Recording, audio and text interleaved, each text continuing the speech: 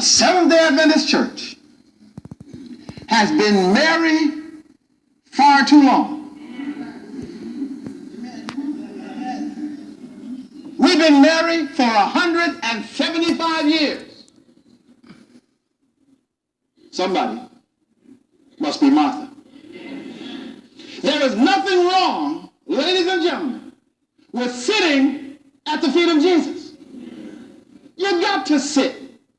You got to have before you go. But our problem is, brothers and sisters, we've been sitting too long. Everybody wants to be married. We want to spend all our time sitting at the feet of Jesus. But if the work's going to be done, if lives are going to be saved, if the world is going to be lightened with the power of the glory of God, somebody must be Martha. Been married too long. Mary is and has always been the diva of distinction in the New Testament. We've lauded and applauded her for sitting at the feet of Jesus. Oh yes, we need to sit at the feet of Jesus. But once you sat, you got to get up and get. Forgive my pejorative English. You need to raise yourself from your seat and move into the street. Because you're not going to save the world in here.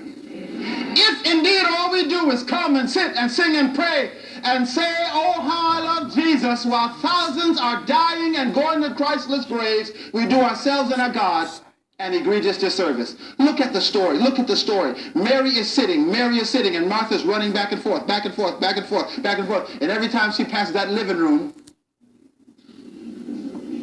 there's her sister sitting at the feet of Jesus. And the pots are boiling, and so is Martha. And so it's like an I Love Lucy comedy. She filters her angst through Jesus. Now that's her sister. She could have said, sis, get up and give me a hand. But she's trying to drive the nail in, so she says, Jesus, tell my sister. Sister sitting right there. Jesus, tell her to get in here and help me. Now I want you to lock down on what Jesus does not say. It's very interesting. His rebuke of Martha is incredibly mild. In fact, it is not a rebuke. It is not. Look at what he does not say. He didn't say, Martha, you need to put those pots down and get in here yourself. Did you notice that? He didn't say that. He didn't say, Martha, one thing thou lackest. He didn't say, Martha, you must be born again. He didn't say, Martha, sell all you have and follow me.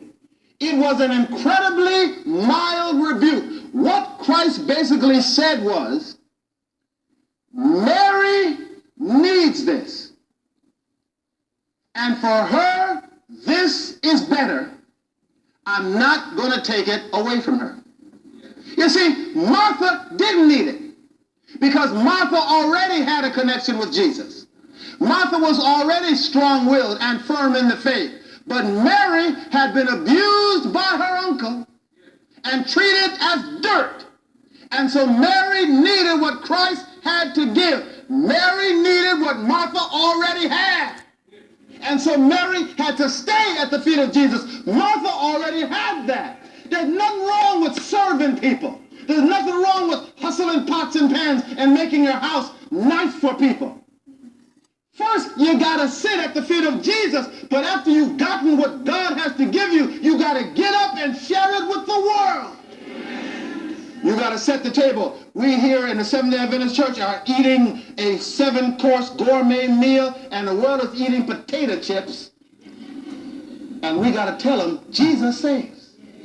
Now, let me tell you something in just the last few minutes. This comes from Testimonies, Volume 6, page 118. Listen to this. All who work for God should have the Martha and Mary attributes blended.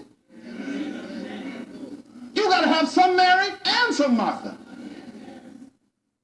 One, a willingness to minister, that's Martha. Hey, somebody must be Martha. And in sincere love of the truth. That's Mary.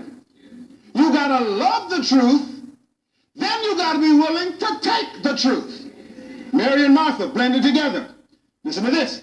Self and selfishness must be put out of sight. Amen. If you're going to work for Jesus, you got to forget about yourself. Self and selfishness must be put out of sight.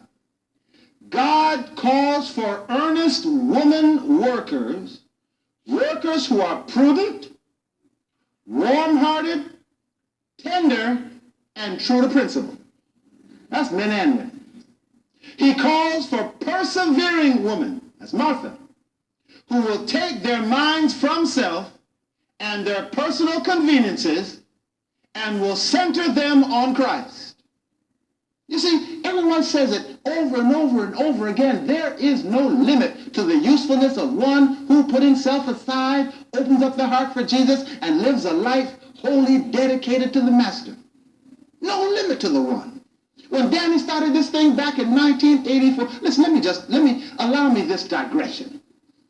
It's just some ecclesiological obiter dictum, some eschatological gastroenteritis, not in my notes. Just thought about this. 1984, the Lord spoke to Danny and said, build a television station that reaches the world. Carpenter, high school education, no money.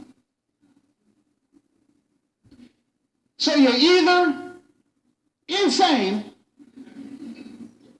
or you know Jesus. In the early 1800s, the Lord spoke to a 17-year-old girl and said, start a church. And she began immediately to preach.